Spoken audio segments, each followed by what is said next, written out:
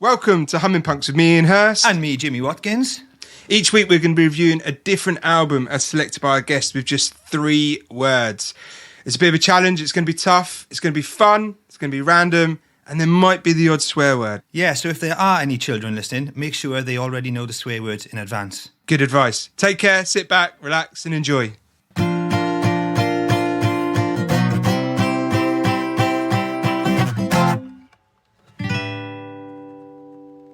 Hey everybody, welcome to another edition of Humming Punks with me, Ian Hurst. Oh, and me, Jimmy Watkins. Whoa! Oh, you didn't even let me say and then. Oh, go on, do it again. Me, Ian Hurst, and...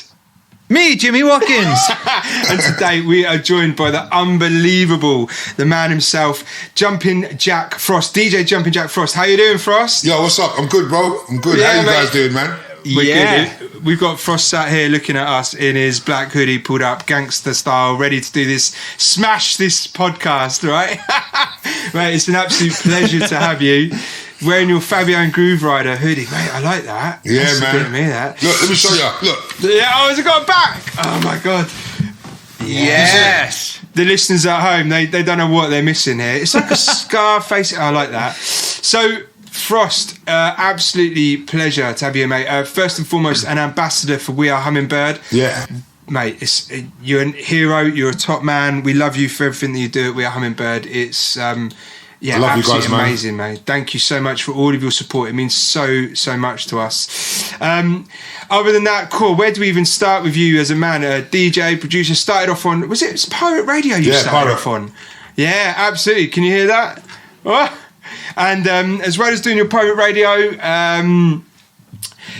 what was it? Would you say it was? Were you on Dreamcast? Was Dreamcast part of you? Was that kind of era? Nah, what's Dreamcast? Not on Dreamcast. Nah. We weren't on Dreamcast. Nah. The raves back in the 90s and that. What, Dreamscape? What did I say? Dreamcast. Dreamcast. Sorry. You know what the Dreamcast is, don't you? I'm like, what are you talking about? That's like a game console or something, It is isn't a game console. What the f... Oh, man. It is a game console. Now, here is when every other podcast would restart, but that's not how we roll. We'll just keep going. It was the Sony Dreamcast. Yeah, that's right. I was like, hold on a minute. Did my ears deceive me? Oh, I love it. You sure you've never played a Sony Dreamcast? Because that was my question. You played Dreamcast, right? I mean, I don't know what you were answering, mate.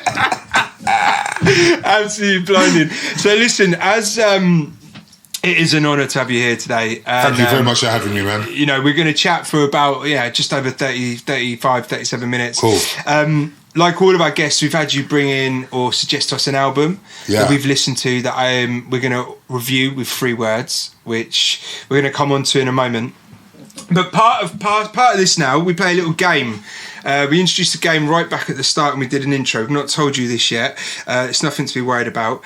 But part of this podcast is all about the 5 ways of well-being and people's mental health. And the simple 5 ways of well-being involve a couple of different things. And we try and just make sure that everyone is thinking about these as often as possible. So there'll be things such as connect. One of your 5 ways of well-being is to connect. So we're doing that right now, us 3 and all the listeners at home connecting in as they listen to this.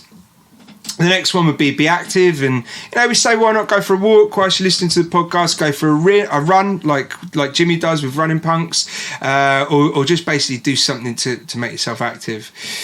Learn is one of them as well, which we always talk about, and we're going to learn loads about you, about your music, about some new words. Jimmy likes to bring big words out. I use kids' words when I refer to music. Jimmy uses big words, so we all learn a new word at least. And one of them as well is give. So like, give, if you like this, pass it on. Yeah. But the 5th one that we look at, the ways of well-being, is to take notice and to make sure that everyone's taking notice whilst we're doing this podcast. We play a little game. So I give you a set of lyrics from an album in 1988. Now this album is picked from 1988 because that's the same year as the album that you chose for us to listen to. So we won't tell them what it is yet. So I've picked an album from 1988.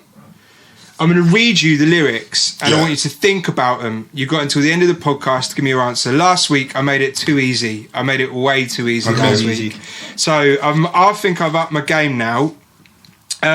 If you know it, you don't need to shout straight away. We're going to do the answer at the end. Okay. So just keep it to yourself if you think you know it, okay? Right, here we go. You're all listening. I'm going to talk so sexy. She'll want me from my head to my feet. I'm going to drive my daddy's Thunderbird. My daddy's Thunderbird. A white rad ride. 66. So glam, it's absurd.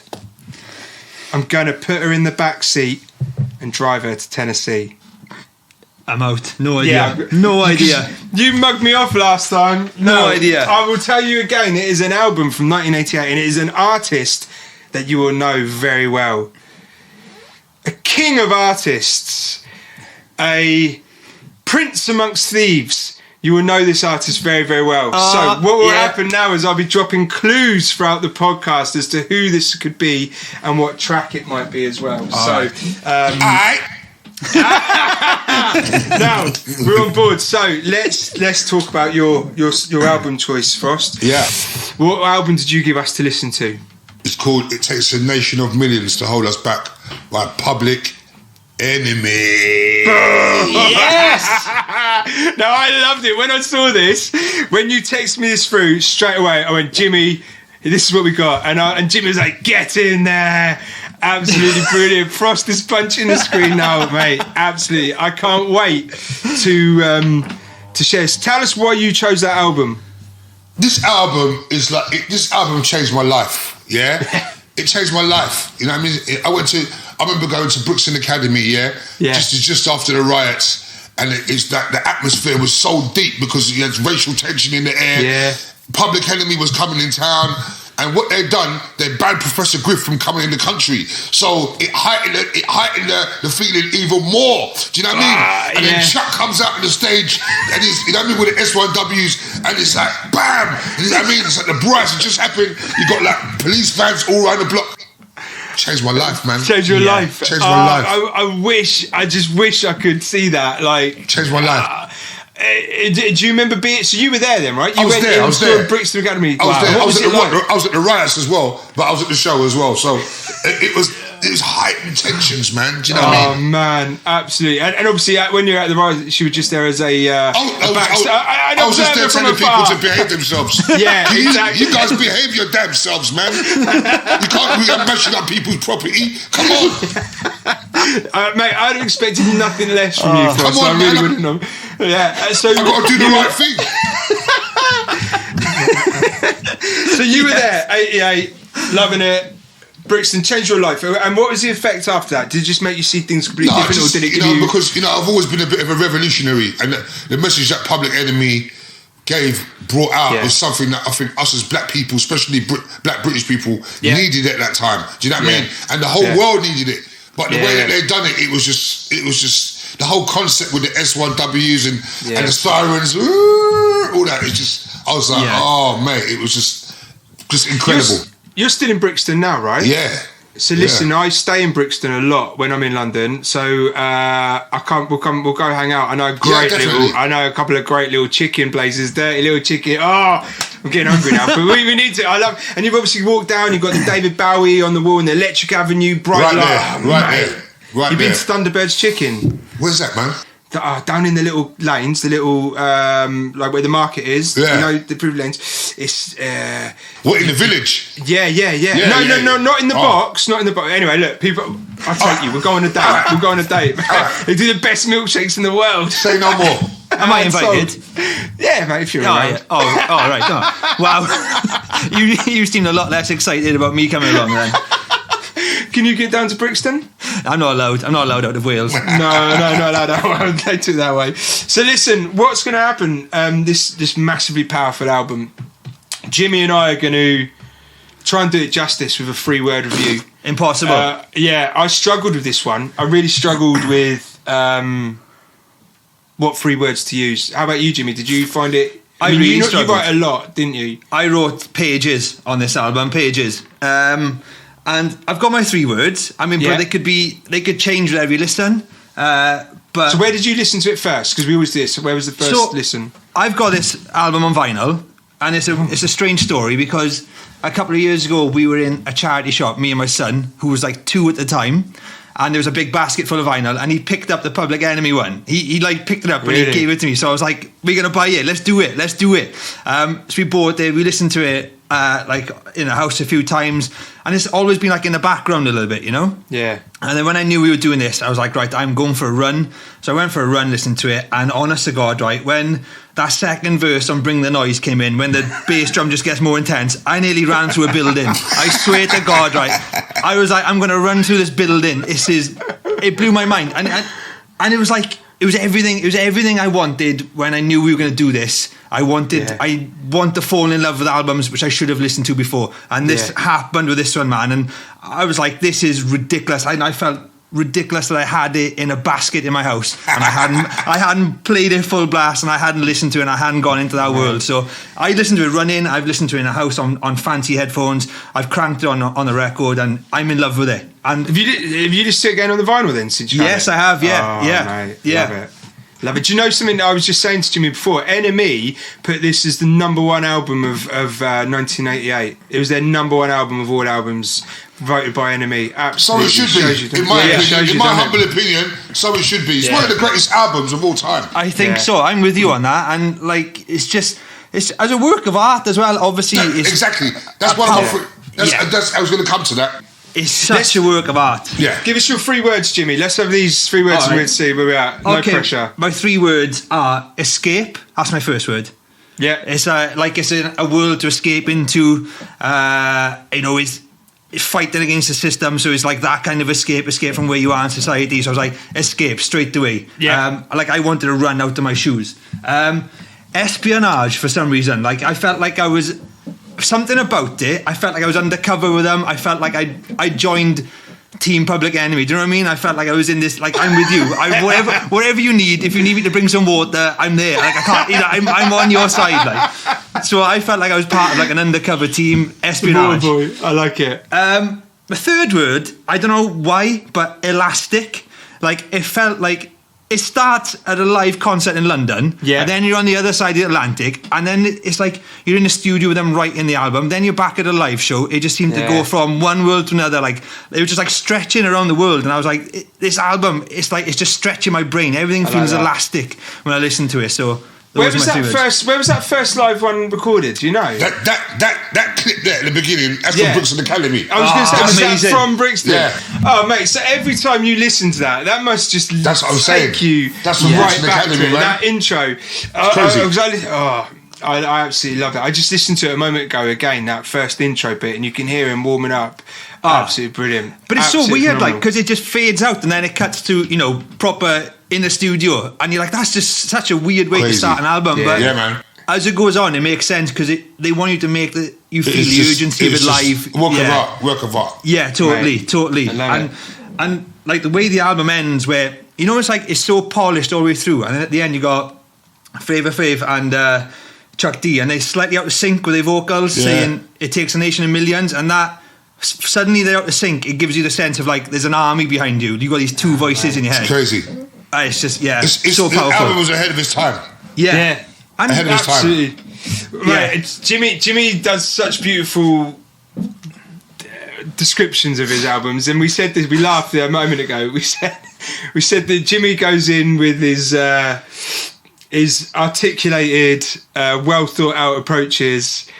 And now I come in with a kid's approach. I listen to music like a kid. I listen to music like just simple words, and I love it. I think that's why I work. I'm a bit like that as well. I'm not gonna lie. Absolutely. It just. Jimmy went in. Jimmy went in. Jimmy goes in. Jimmy goes in. Yeah, I'm on Team Public Enemy. I'm working for them now. Yeah, Jimmy went in, man. How many pages of notes have you got? 5. Look at that, man. Honestly, Jimmy done do it by halves. Oh, Jimmy done do it by halves. He done do it by halves. So, okay, all right, let's go for my ones. I listened to it again on a long drive. I had to drive somewhere. It was dark. It was on my car stereo. That was the first time. Second time I was walking around, headphones on, just kind of on my own, time on my own, just reflecting to it. So my first word, liberating. Yeah. Liberating. Even like now, 2021. And I guess it's what you were saying, Jimmy. With that espionage, you feel like you're part of it. You feel like, this is talking to me. This is making me feel liberated. This is making me feel like I can do anything. This is honestly just making me feel full on brilliant. So, yeah, liberating was one of the big ones for me. Brash. Yeah. Just like fuck it, like. Come on, let's have it. This brash approach, just like, and I guess that again is kind of what you were saying about the different levels and the different coming in, but it's just like, boom, have it. We're doing it. Come on, and that really, I just loved it. Absolutely did. And then third word was actually something you said earlier, and I was like, I wondered if you'd seen my notes. Political. Well, You said it earlier. You said it, and I was like, "What?" But I thought I'm not changing it. Just the political message of it and everything that was going on, like you said, Frost. Everything about the time, what they were doing. It was just like it's ahead of its time. It was Ahead just of its time. a statement, just out there. No one had heard it. No one had seen it. It was like, come on, and the changes it made, absolutely phenomenal. I'm only so thankful that you've reintroduced something like that back to me that you forget, like you said, Jimmy, that you just forget all about, right? That's what I'm saying. Absolutely. Banging. Frost, what are your words? Give me your words on it, Frost. My words are, the first one is militant, because it is just militant. Do you know what I mean? It's just like the whole concept, the S1W's griff, the whole way they came out on the stage with the rifles and everything, just militant. The second word is groundbreaking. Do you know what I mean? Because it is a groundbreaking body of work. Did they have? Sorry, I remember those rifles now that you said, that militant approach. Yeah. Was that how much that was there in Brixton when they come there? Was that like obviously part of their stage? That's part of the show, stage thing. Yeah, that's part of the show. You know, that's how they came out. The start of the show, it started off with the S1Ws marching out with the war siren going. And they walked out with Griff, and then after. Terminator X would just, and you see the shadow of a Terminator X looming, ready to fucking let shit go. Oh my God! Right? And then Chuck runs out with a bang, and then the lights come on, and it's like, "Bays, hello, can we have it? Gone." We have liftoff. This is, and this is what I said about it. It's like. Could you imagine the health and safety of that now, right? So I want the guys to come out on stage with some rifles and be like, what the fuck? You can't do that. But back then it was just pure, like, they're literally whipping the crowd up into this. It was like frenzy. It was a frenzy. Amazing. That wouldn't be allowed. You just wouldn't be able to do anything like that now. Like you said, with the rioting, with everything that had gone on, with everything, it just wouldn't happen. Just lit the torch. Just give me the lighter. And just, I'm gonna light the flame again right now. You know what I mean? give me the lighter. Let me light the flame again. Let's go. You know what I mean? Yeah. Do you think it like drove violence? Like, no, because there was no. I don't know. No, it didn't because all they were doing was drawing attention to the situations that was going on.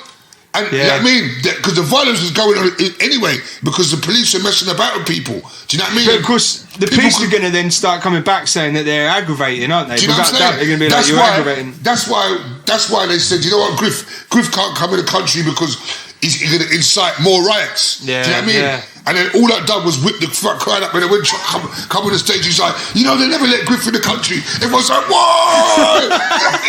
And then, you know, that's what they needed to do. Say, you know what? You know they didn't let Griff in the country, mate. That's it. You got a boom. Let's go. Let's do the show. Do you know what I mean? I love it. Let's go and do the show. Could you even imagine it, Jimmy? Just like the pure energy and emotion and everything that's going on around it at that show. I mean, I would have shit myself. I think I would have. I would have shit myself. I would definitely have to go with Frost. Frost would have to take me with him, put me under his hoodie, keep me safe. Frost, we've done training. You've heard me tell you what my anxiety trigger is, right? How do you think I'd have coped at that place with my anxiety around large groups of intoxicated men? It wouldn't have been good. It wouldn't have been good. It wouldn't have been good. I'd have been down and out. Yeah, it wouldn't have been pretty. It wouldn't have been pretty. So we've got militant. We had your second word was groundbreaking. Groundbreaking. And the second one, last one is art. Yes. Yeah. art for the craft, yeah. The intricacy of the lyrics and the beats and everything together. It's just the way it's put together. It's a work of art. Yeah. Have you heard any album like it since? Has there been any other albums that have really just hit you in the same way that has? No. Not at all. No. Do you reckon right time, right place, right environment, right everything? It's just everything about it, man. It's just I can listen to it right now. Do you know what I mean? Again and again and again and again. Do you know what I mean? Yeah. Go on, Jimmy. Back to what you were saying about art. I mean, one of the things I love about it is, like you say, it is militant. Yeah. It is political. But then you have something like cold lamping, which is just madness, right? And it's just like, this is crazy, but it's such a work of art. And it's like, put that on an album that with such songs with so militant, and just it fits there perfectly. Just shows how well the whole album works. Straight up. You know what I mean? Yeah, it's just wow. Like when I heard cold lamping, I was like, "This is just wild." How many times can you say the word flavour? I know, and it still sounds exciting every time you say the word. He's banging it, man. And it fades out. It fades out. He's still going. Mate, and it's crazy. Fade out. Do you know what I mean? And you know what was crazy? What they done the other day? You know what they done? What was so clever? Because the other day they came up with this story that Flavour had been thrown out of the group. Yeah. Right. Yeah. And everyone was going, what are you talking about? I mean, but they just done it just to promote their new album. Do you know what I mean? Which I thought was great. Do you know what I mean? It was crazy. It was I'm reading the lyrics here. I'm lamping, I'm cold lamping. I got Louis' boy, I'm not tramping. I just come from the group, you know. Right, I absolutely love it. I love it. Kidding me. So, how often will you listen to this? How often will you listen to the album? I haven't listened to it for about 6 months, so I think I'm going to go in again tonight. Yeah, let's go in. Let's all Zoom. Let's all Zoom and listen to it together. Let's go wild. You should absolutely go for it. Absolutely, it's mate. So Chuck D and Flavor Flav, there was stuff that came after the album, wasn't there, around them as individuals, right? Yeah. Tell us more what you know about that. I don't know. You know what? For me, it's just like you had Flavor. Flavor came out with his own album that wasn't that good. Do you know what I mean? Yeah. For me, it all stops there. Do you know what I mean? That's it. Yeah. It all stops there. And that's that thing, that moment in time, just that album. That's it. Do you know what I mean? Yeah. I know before that there was Yo Bum Russell's show, but this was the pinnacle. This was it. Yeah. Absolutely. And they had others after, like Black.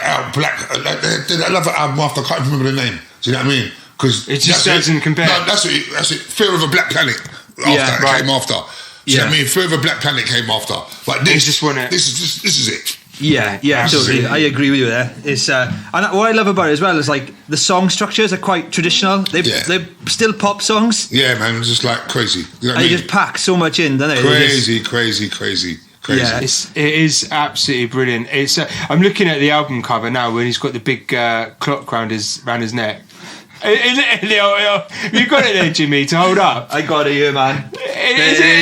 That wooden frame. It's like a wooden frame kitchen clock. It's like a chopping board and a clock in one. How big was their fashion to you back then? Was that kind of mirrored over in Brixton? People were coming to the party with their clocks and stuff, man.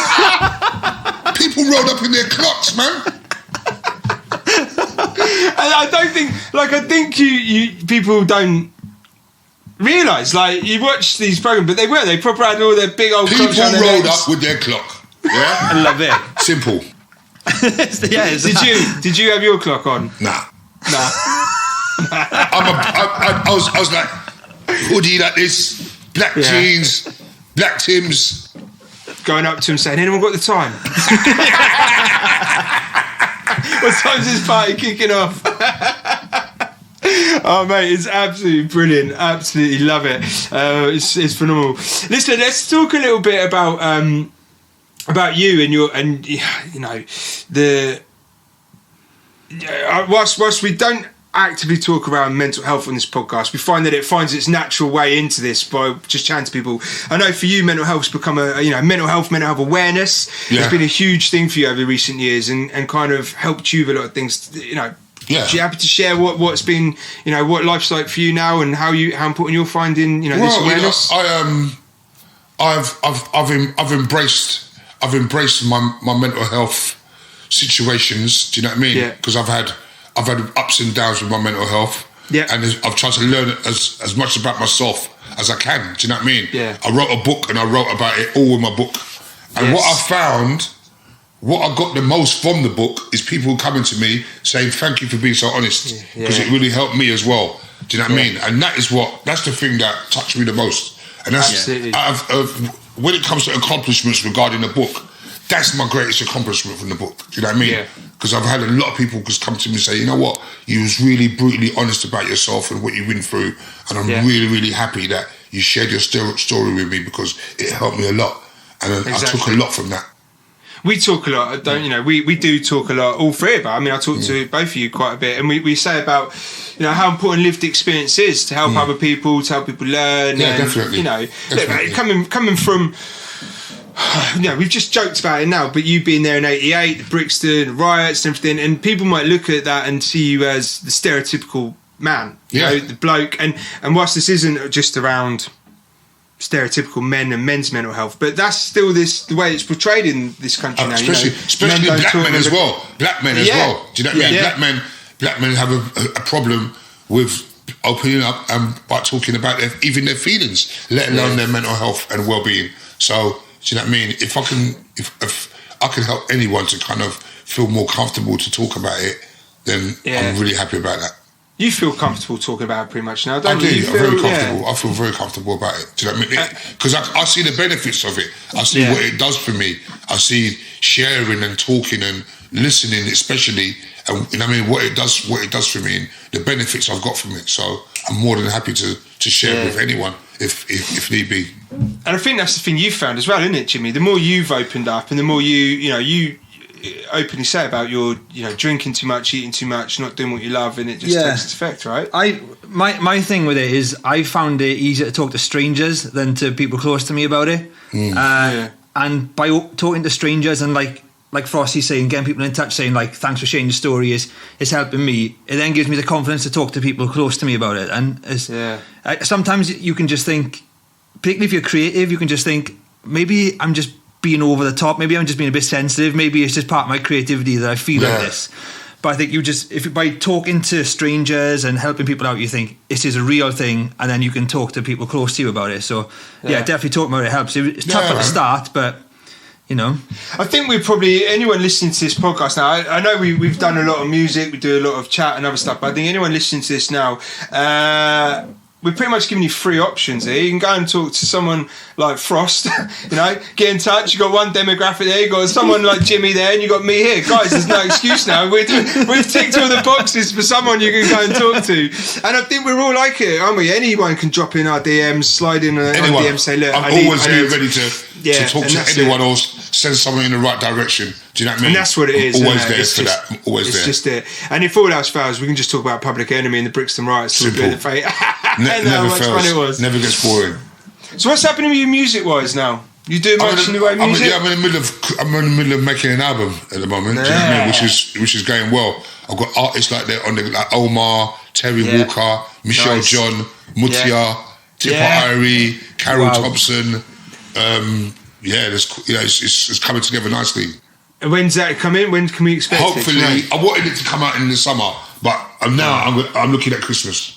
What's the rush? To really get a good impact on it. Yeah, amazing. Absolutely, man. It's and if you need any little backing vocals or anything, give me a shout. Give me a shout.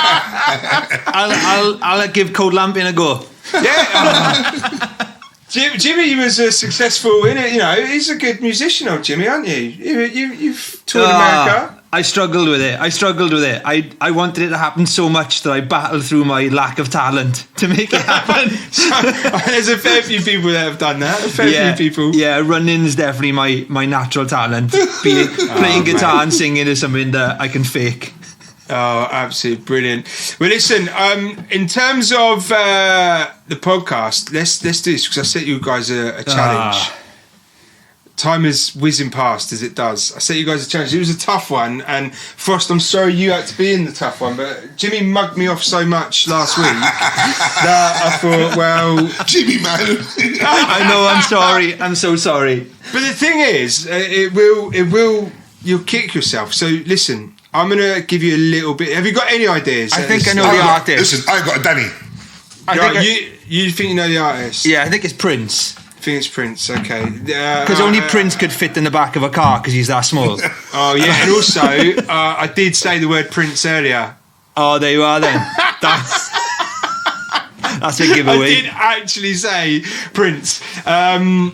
Okay, no other clues as to what song. Let me read the song to you again. Let's see if anything drops. I got to find my lyrics that I've got in here anyway. Right. Oh, maybe I've lost them, so I'll just read what I've got. Oh no, here we go. I'm going to crown the first girl that I meet. What is that anyway? What do you reckon that is? I'm like, what is he talking about, man? I'm gonna. Oh, hang on. These are not Public Enemy lyrics. I'm going to crown the first girl that I meet. Right, let me. I don't know. What do you reckon that is? Anyway, let me give you the first line that I didn't give you before. I'm going down to Alphabet Street. I'm going to crown the first girl that I meet. I'm going to talk so sexy, she'll want me from my head to my feet. I'm going to drive my daddy's Thunderbird. A white rad ride, 66, a glam, it's absurd. I'm going to put her in her backseat and drive her to Tennessee. It's just a... It sounds dodgy, mate. Yeah. He sounds dodgy. You know what? This sounds like... He sounds dodgy, mate. Yeah. He might need reporting. This is not an Uber driver you can trust. This is not an Uber driver. Never get in the back of a Thunderbird with Prince. It is Alphabet Street. That's the name of the song? Yeah. You've never heard Prince Alphabet Street? Never heard of it. What? Come on, man. Me and Frost are Public Enemy fans. We're not going to listen to someone like Prince, do we? Come on, we want to smash stuff up. We want to... I want to run through buildings. I don't want to kiss someone's car. Listen, I thought I was going to go for something that you'd know, but not know, and in the end I just went for something you don't know. I ain't got a Danny. You don't realise how tough we are. I know. Well, listen, it's been an absolute pleasure. We're going to end this now because I've got to go and play on my Dreamcast for a little bit. It's all about how you style it out. You style it out. But listen, Frost, it's a pleasure as always. I love spending time. I love being around you. Nice one, Jimmy. Thank you so much. Thanks, Frost. Jimmy. And everyone, just remember, if you've enjoyed this, if you like it, find time to subscribe, like it, share it, tell your mates and anyone else that you know, and have a safe week, and speak to you soon. Take care, everyone. Thank you. See you later. Bye-bye. Bye. Bye.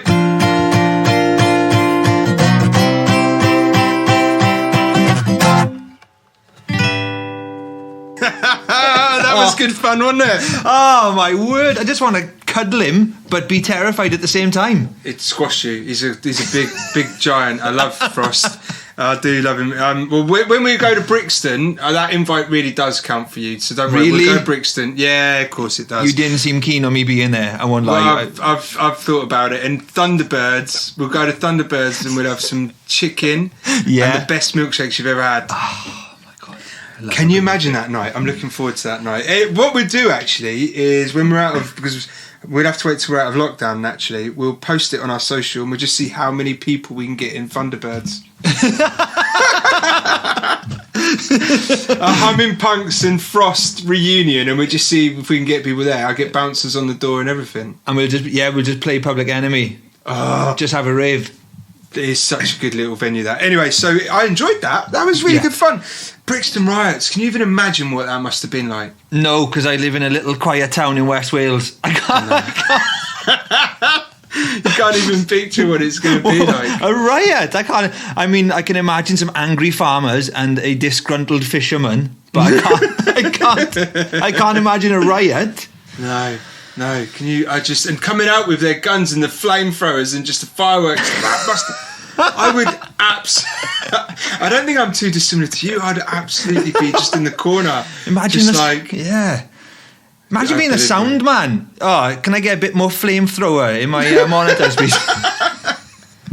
He's such a good guy, Frost, and obviously an ambassador of We Are Hummingbird. And do you know what? He's Frost, and I know you're listening to this. You're one of a true gent. You do so much for us, and you help us, and it's absolutely phenomenal to have you part of our crew and our family. And we love you to bits. And it's an absolute joy. Please don't hurt me. Please don't. So listen, should we? Next week, Yeah. Easter special, me and you. What do you reckon? Oh, I'm up for that. I'm up for that. Yeah. A little bit of Ian and Jimmy time. We're gonna pause the guests. We've got some waiting, but do you know what? I really just want to chat to you. I just want to be in a room on my own with you and a load of Easter eggs. Okay, let's do it. So we'll be aiming for, I don't even know if the date works, but we'll be going for an Easter special around that time. Just a bit of me and Jimmy, and look forward to having you all there. So guys, remember, subscribe, keep showing support, download it and listening, and we'll speak to you soon. Yeah, catch you soon. See you next week, man. Love you. Love you, bye. Bye. Bye. You lucky people have been listening to the Humming Punks podcast, produced by myself, Carl, and sponsored by Shure.